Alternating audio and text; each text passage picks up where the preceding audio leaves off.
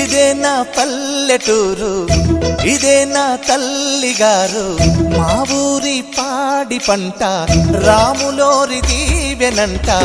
తల్లి గోదావరి నీళ్ళు కడిగే సీతమ్మ పాదాలు.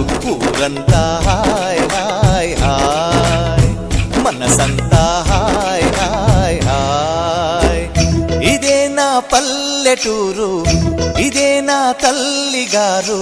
మా ఊరి పాడి పంట రాములోరి దీవెనంట.